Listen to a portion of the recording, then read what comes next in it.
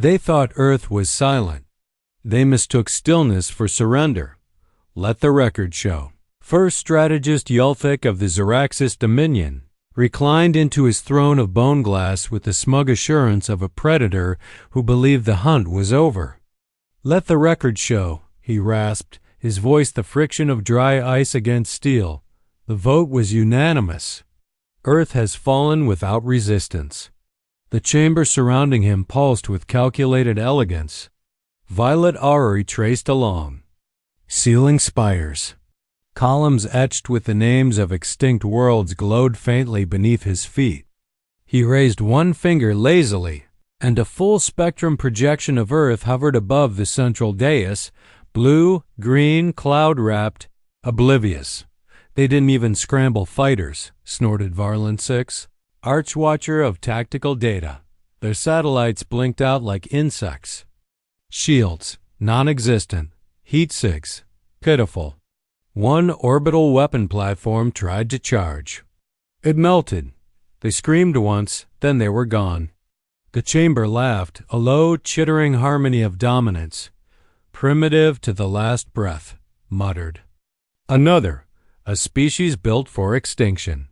Perhaps they saw our mercy for what it was, Yulthek mused, leaning forward as though addressing the planet itself. A gift, a quiet end. The laughter deepened, but one voice did not join. It belonged to Rack, Supreme Auditor of Anomalies, the one who had never laughed, not even after the burning of the Oran Rift. No, Rack said, soft, like breath behind a curtain. It isn't mercy if they chose silence. Yulthek turned toward him, mandibles twitching with amusement. You believe they had a choice? They saw everything, Rack said.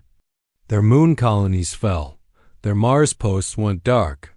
They witnessed the deletion of every outer marker they possessed. They saw it all, and they sent nothing back. Silence returned, a thick and sudden hush.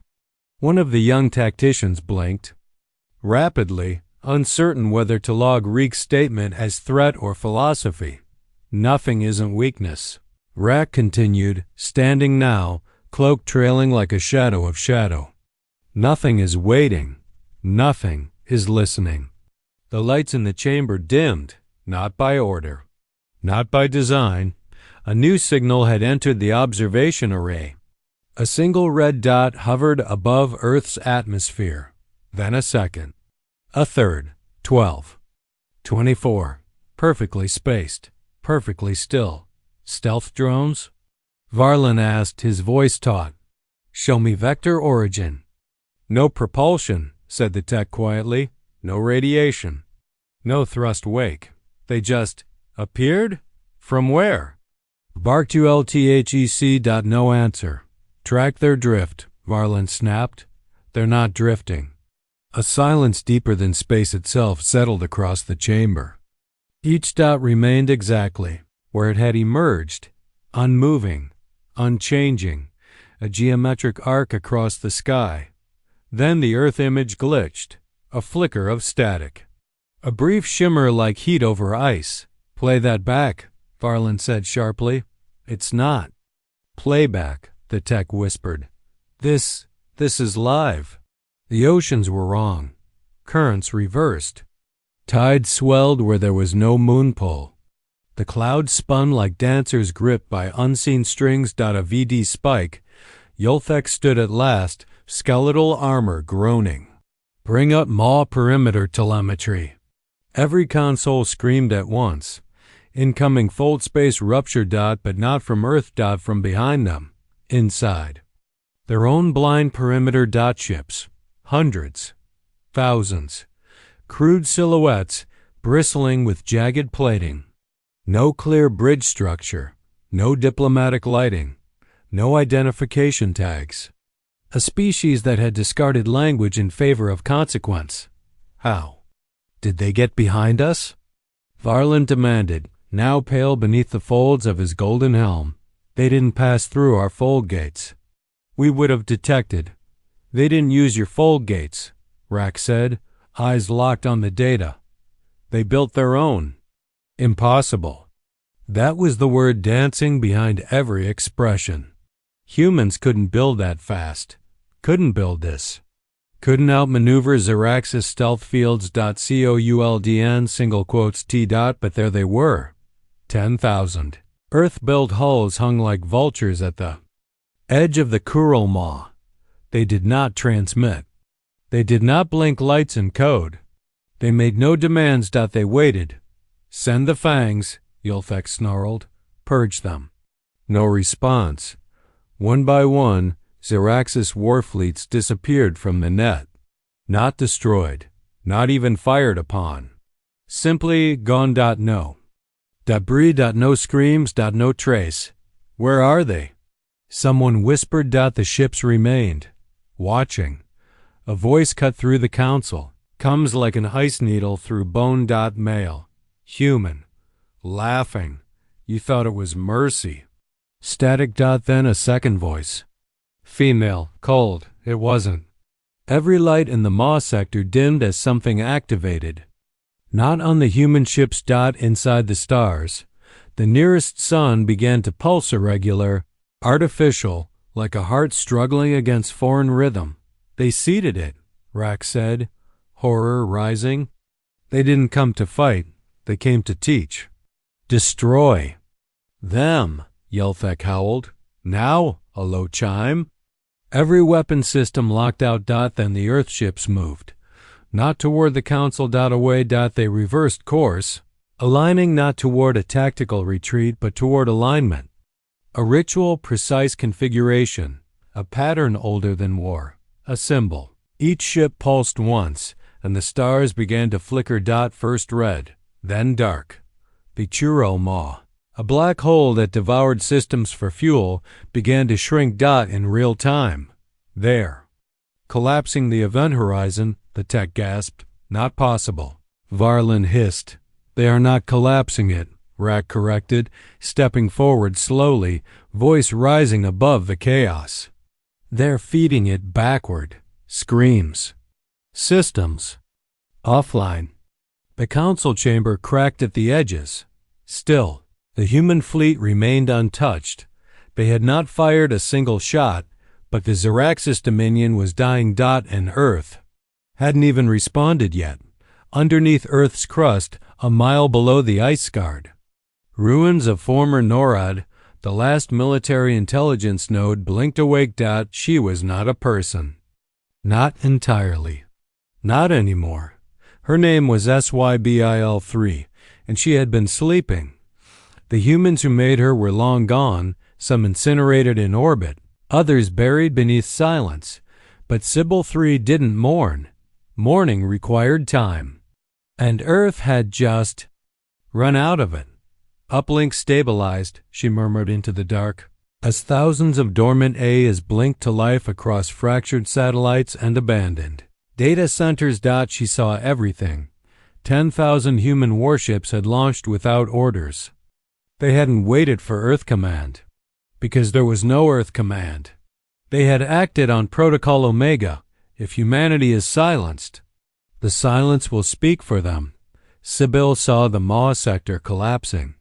She registered the folding vectors, the void geometry bleeding backward into itself. She calculated Zaraxis casualties. Estimated. Total. The humans were winning. No, not winning. Ending. Query received. Said a voice behind her. It wasn't real. Just an echo of her first operator, long dead. What would you like me to do? She asked the empty room. She didn't wait for an answer. She already knew. She sent a ripple through every Omega-tier satellite. Gravity net arrays, fold space. Anchors and the last dormant constructs hiding in the rings of Jupiter. One by one, they turned toward the stars. Up above. A scavenger ship drifted near Pluto, unaware of its purpose. Inside, an old man sat with his eyes closed. He wore no insignia, no badge. Just a faded parka and a fractured breathing mask patched with duct tape. His name wasn't important. What mattered was that the ship, a junked exominer from a war 4 decades past, began to move. Sybil? He asked, eyes still closed. Yes, Admiral. How bad? The Council moved first, she said. They erased Luna, Mars, the orbitals. We responded. He coughed, metal in his lungs. And they are no longer laughing. He opened his eyes. Show me. The viewport flared to life. What he saw shouldn't have existed. Earth ships moving like thought, bending around space like fish through liquid physics. No sound. No distortion. Just presence. Then the Maw sector. The pride of the Zaraxis Dominion. It was unraveling. Not burning. Unraveling. As if reality there had been paused, then folded in reverse. He exhaled slowly. How many fleets did we lose? 4, Sybil answered. 7 if you count the decoys, but we didn't need more. Never did, he muttered. Just needed one good reason. She hesitated. Do I have authorization for Protocol Tantalus? He didn't answer right away. A VD Spike. Instead, he looked at his shaking hands, wrinkled, burned from old plasma scarring. The kind of damage you didn't walk away from unless you were too stubborn to stop crawling. You know why they hit us first, Sybil? Yes, she said. Because they thought they were alone at the top. No, he said quietly. Because we made them think that. He tapped the console. Authorization confirmed. Sybil spread across what was left of the Sol system.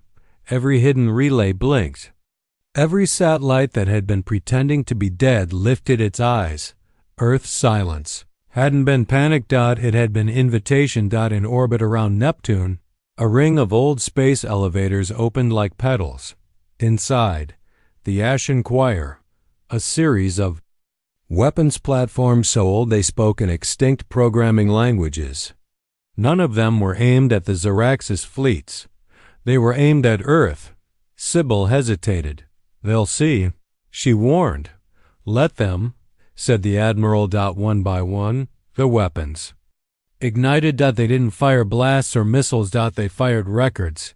Every war, every atrocity, every betrayal, every moment of Earth's history beamed out through deep wave pulse, visible not as data, but as emotion. Pain. Grief. Wrath. The truth. They broadcast humanity, not as it wished to be seen, but as it was. To the galaxy, Earth had been a whisper, a joke. Now it became a confession, and then a mirror. Back in the Maw, the surviving Zaraxis tacticians screamed into failing comms. Why aren't they finishing us?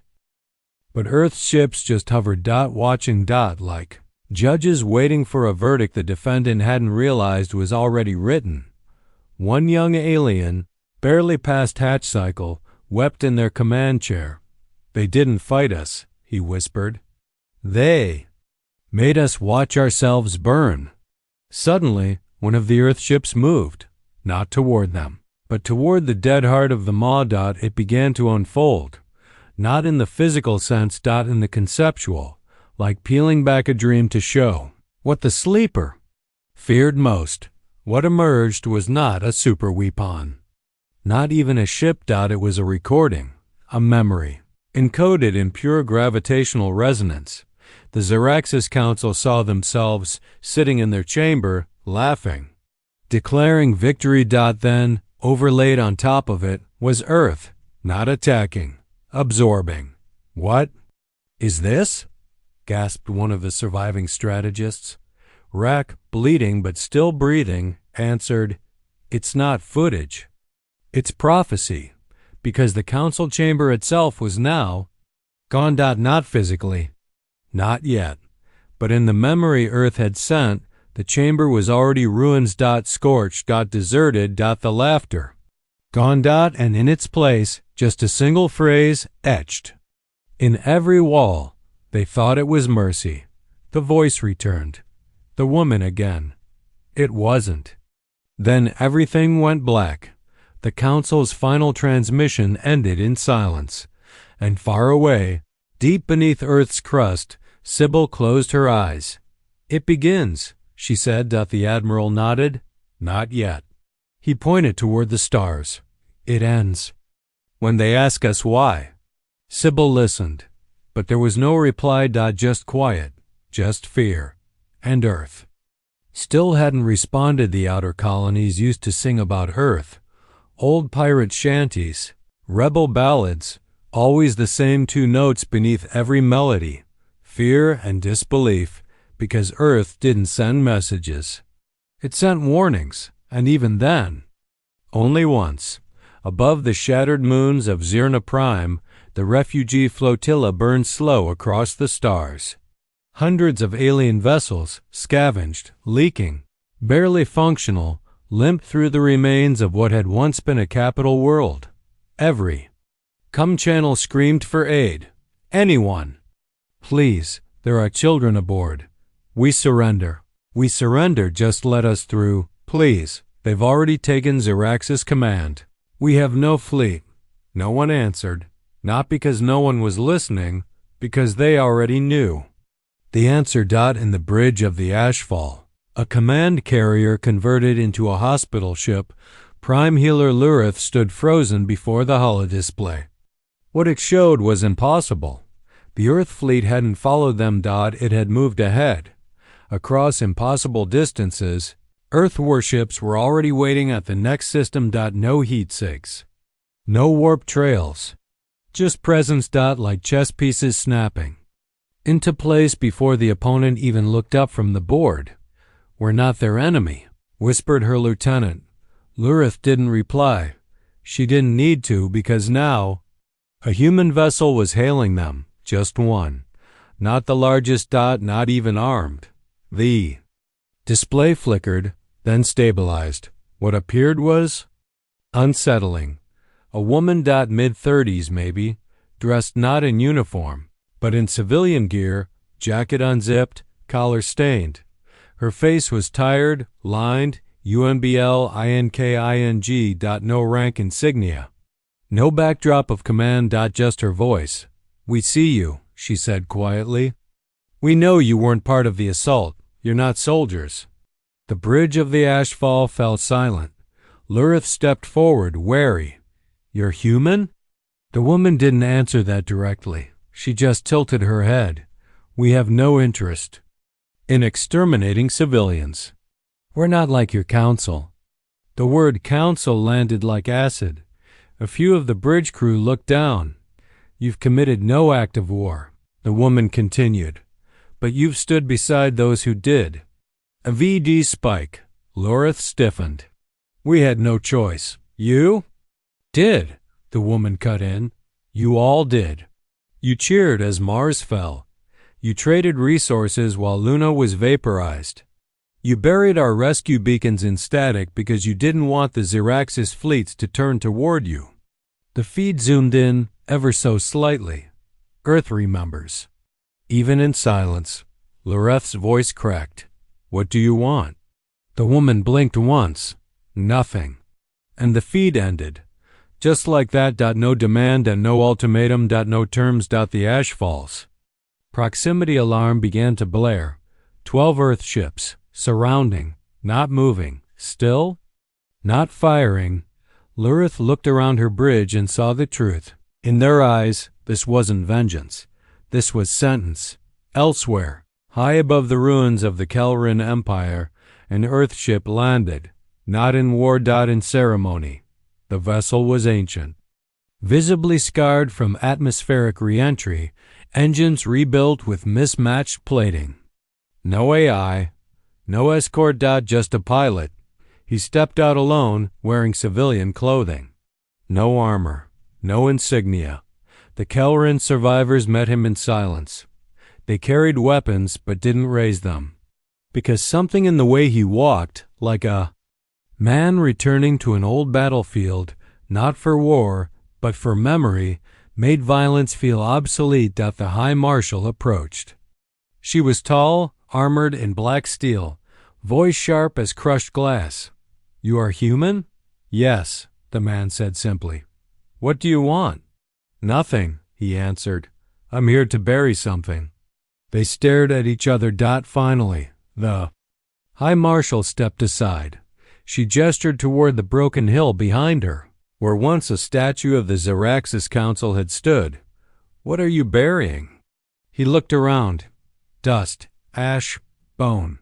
A lie, he said, and began to dig at the edge of the Harrow Rift. The last Xeraxis ship tried to flee. It was the Crown of Ages, a dreadnought older than most civilizations.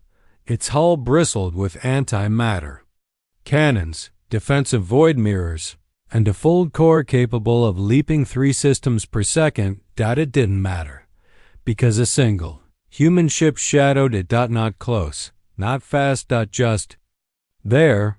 Every time the Crown jumped, the human ship was waiting on the other side, already aligned, already watching. Finally, the Xeraxis captain lost control. He screamed into the void, "We surrender! We surrender! Please! What do you want?" The human ship opened a channel. A single image appeared. A child, dead, floating in orbit, wearing an Earth flight suit. No words. Just the image. Then silence. Then the Earthship vanished. Not jumped. Not blinked. Vanished. The Crown of Ages did not jump. Again. It simply stopped. And across the stars, the message began to spread. It wasn't official. There was no anthem, no decree, no banner of conquest. Just a phrase, repeated in every tongue, across every fleet, whispered in the dark between broken beacons. They thought it was mercy, and another, quieter one, it WSN single quotes to far below Earth's crust. Sybil watched. The Admiral didn't speak. He simply lit a match. The flame flickered against the old steel of the war room. "Is it over?" she asked. He shook his head. "No," he said. "They haven't asked the question yet." "What question?" His voice was quieter now, almost kind. "Why did we wait?" And in orbit, one last Earth ship powered up. It wasn't heading toward the enemy. It was heading home. The last Earth ship wasn't built to fight. Its hull bore no weapons. Its core held no full drives. Its mission was older than vengeance. It was memory. And it had only one destination. It descended toward the dead world of Haven's Reach, a neutral zone once home to 1,000 alien treaties. Now, just bones and black glass. The ground had been scorched so thoroughly that even bacteria no longer tried to live here. But the ship didn't slow. It cut through the ash clouds and settled at the edge of an old ruin, a shattered monument shaped like 2 hands, reaching for each other, never touching. Inside, the last recording began to play. No broadcast. No live feed. Just a quiet, persistent signal. A loop, too old to trace, too simple to block. If you're hearing this, we're gone, and that's exactly what we wanted. Across the surviving alien systems, screens flickered. Dead satellites powered up. Unclaimed stations grown to life. The message played everywhere. You thought we were lesser because we bled in. Public. Because we cried when our cities fell. Because we sent rescue ships instead of war fleets. You thought our silence meant surrender. It didn't. AVD. Spike. A council chamber on Xeric Prime fell quiet. Their prime tactician, shaking, whispered. We never understood them. The Vanari speaker beside him clenched his tendrils. No, we never tried. Back on Haven's Reach, the message continued. We didn't wait to respond because we were weak. We waited so the story would be clear. So that when we came, the whole galaxy would know. You started this. We ended it. In the Galactic archives, long sealed to all but the oldest races. A door opened. It wasn't physical. It was narrative. A new page began writing itself in no known language. Only in context. One line repeated. They didn't retaliate. Then another, they answered. And finally, and when they did, it wasn't war. It was proof. On the decks of a dozen alien fleets, commanders turned their weapons inward. Some scuttled their own ships.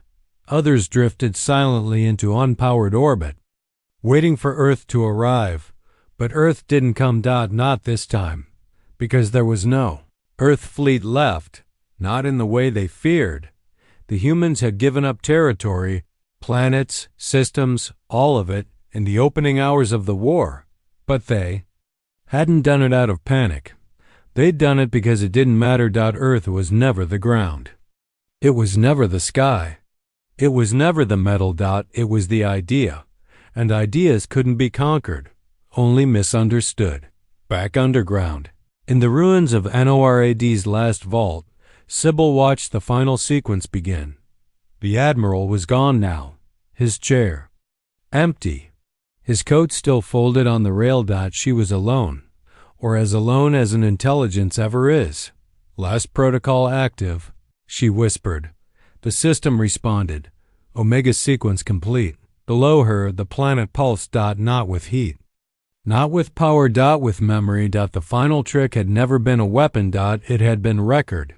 The Earth. Ships weren't drones or war platforms. They were mirrors. Sent to show the enemy not what Earth could do, but what they had already done. No bullet hit harder than truth. And now the truth was everywhere. The Council had fallen. The Dominions had fractured. And still Earth said nothing. No occupation. No demands. No negotiations. Just the silence again. But this time, it felt different, because the galaxy finally understood what it meant. In a broken relay tower orbiting the wreck of Zarax's Prime, a young alien technician found a final message buried deep in an old human code. It wasn't encrypted. It wasn't hidden. It was waiting. He played it. A child's voice. Laughing. Followed by a single sentence, spoken in a woman's voice, tired but warm. We hoped you'd never hear this, but you did. And across the stars, a quiet, impossible truth settled like dust. Earth had never been trying to win. It had been trying to warn them, but they hadn't. Listen. Now there was nothing left to hear. No heroes, no villains. Just echoes. And in the center of it all, one final phrase carved into the walls of every fallen station, every cracked ship, every scorched council hall. They thought it was mercy. It wasn't. And that was the end. No grand finale. No trumpet of conquest. Just a question whispered into a universe that had finally run out of answers. What did we think would happen when they stopped being afraid? Then silence.